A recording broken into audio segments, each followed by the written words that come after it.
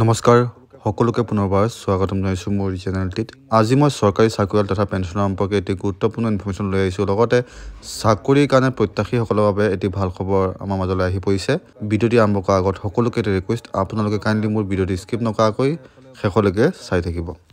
আজি state bank আৰু union বেংকৰ লগত হোৱা বুজাবুজি চুক্তিৰ জৰিয়তে এই আঁচনিখন 1 জানুৱাৰীৰ পৰা কাৰ্যকৰীকৰণ হ'ল।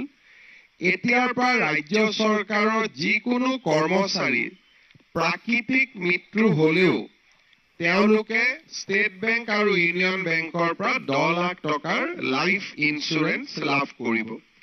যদি প্ৰাকৃতিক হয়, ডিজিজৰ কাৰণে বেমাৰত মৃত্যু হয়, তথাপিতো চৰকাৰে আগবঢ়োৱা সুবিধাৰ উপৰিও তেওঁলোকে অতিৰিক্তকৈ আৰু 10 লাখ টকা লাভ কৰিব।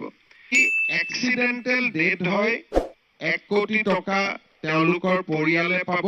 যদি দুৰ্ঘটনাজনিত মৃত্যু হয়, দুৰ্ঘটনাত যদি তেওঁলোক পাৰ্মানেণ্ট ডিজেবল হয় 1 কোটি টকা পাব, আৰু পাৰ্মানেণ্ট পাৰ্চিয়েল ডিজেবিলিটি হ'লে 80 লাখ টকা পৰ্যন্ত এই দুইটা বেংকৰ পৰা কৰ্মচাৰীসকলে লাভ কৰিব। এয়া আছিল আজি ইনফৰমেশ্যন। আশা কৰিছোঁ আপোনালোকে মোৰ ভিডিঅ'টি চাই উপকৃত হৈছে। লগ পাম আন এটি ভিডিঅ'লৈ। তেতিয়ালৈকে stay fit, stay healthy. Bye bye. জয় অসম, জয় হিন্দ।